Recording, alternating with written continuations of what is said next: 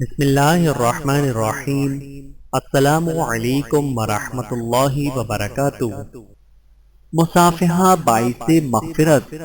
رسول اللہ صلی اللہ علیہ وآلہ وسلم نے ارشاد فرمایا، جب دو مسلمان آپس میں ملتے اور دونوں ایک دوسرے سے مصافحہ کرتے ہیں تو ان دونوں کے ایک دوسرے سے علیحدہ ہونے سے پہلے ہی ان کی مغفرت ہو جاتی ہے۔ بحوالہ سنن ابو داود و سنن ابن ماجہ و سنن ترمذی۔ رسول اللہ صلی اللہ علیہ وآلہ وسلم نے ارشاد فرمایا، اللہ حیادار ہے، پردہ پوشی کرنے والا ہے اور حیا اور پردہ پوشی کو پسند فرماتا ہے۔ بحوالہ سنن ابو داود، حدیث نمبر 4012۔ درود پاک غموں اور گناہوں سے نجات کا ذریعہ۔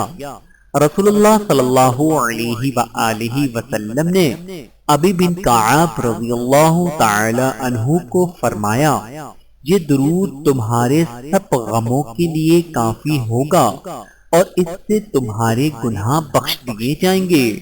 بحوالہ سنن ترمذی، حدیث نمبر 2457۔ رسول اللہ صلی اللہ علیہ وآلہ وسلم نے ارشاد فرمایا، مبارک بادی ہے اس شخص کے لیے جو اپنے صحیفے یعنی نامہ اعمال میں کثرت سے استغفار پائے۔ بحوالہ سنن ابن ماجہ، حدیث نمبر 3818۔ استغفر اللہ و اتوب الیہ، میں اللہ سے بخشش مانگتا ہوں اور اس کے حضور توبہ کرتا ہوں۔ ذکر الہی کی فضیلت۔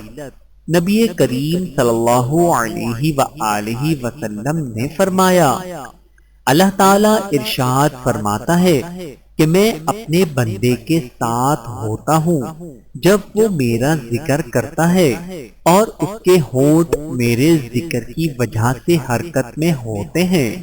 بحوالہ سنن ابن ماجہ، حدیث نمبر 3792۔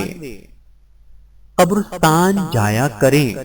رسول اللہ صلی اللہ علیہ وآلہ وسلم نے ارشاد فرمایا، قبروں کی زیارت کیا کرو، اس لیے کہ یہ تم کو آخرت کی یاد دلاتی ہے۔ بحوالہ سنن ابن ماجہ، حدیث نمبر 1569۔ فرمان رسول اللہ صلی اللہ علیہ وآلہ وسلم ہے، لوگوں سے اپنا شر روک لو، انہیں تکلیف نہ پہنچاؤ، یہ تمہاری طرف سے خود تمہارے لیے صدقہ ہے۔ بحوالہ صحیح مسلم، حدیث نمبر 250۔ صرف رب کی رضا کے لیے کیا جانے والا عمل قبول کیا جاتا ہے۔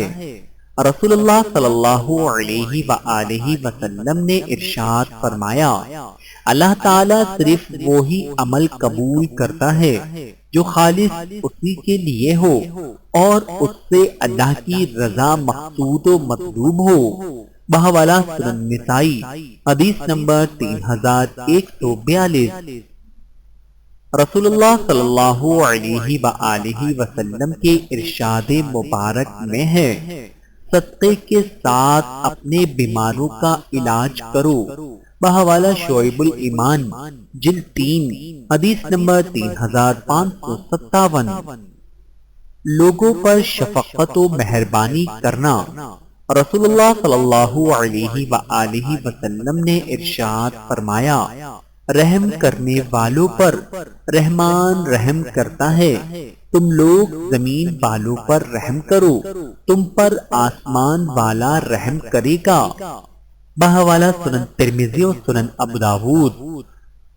رسول اللہ صلی اللہ علیہ وآلہ وسلم نے ارشاد فرمایا، جو شخص یہ پسند کرے کہ لوگ اس کے سامنے باادب کھڑے ہوں تو وہ اپنا ٹھکانہ جہنم میں بنا لے۔ بحوالہ سنن ترمذی و سنن ابو داود۔ ذمہ داری کا حساب و کتاب بھی دینا ہوگا۔ رسول اللہ صلی اللہ علیہ وآلہ وسلم کے ارشاد مبارک میں ہے، عورت اپنے شوہر کے گھر اور اس کے اولاد کی نگہبان ہے، اس سے ان کے متعلق پوچھا جائے گا۔ بحوالہ سنن ابو داود حدیث نمبر 2928۔ وہ گناہ جن کی سزا آخرت کے علاوہ دنیا میں بھی ملتی ہے۔ رسول اللہ صلی اللہ علیہ وآلہ وسلم نے ارشاد فرمایا، دو گناہ ایسے ہیں جن کی سزا دنیا میں بھی ملتی ہے، اور وہ یہ ہیں ظلم و سرکشی اور والدین کی نافرمانی۔ بحوالہ مستدرک حاکم حدیث نمبر 7350۔ والدین کی ہر ممکن اطاعت گزاری۔ رسول اللہ صلی اللہ علیہ وآلہ وسلم کے ارشاد مبارک میں ہے، والدین کی اطاعت کرنا اگر وہ تجھے حکم دیں کہ تو اپنی دنیا یعنی دنیا کے مال سے نکل تو ان کی خاطر نکل جانا۔ بحوالہ بخاری شریف حدیث نمبر 18۔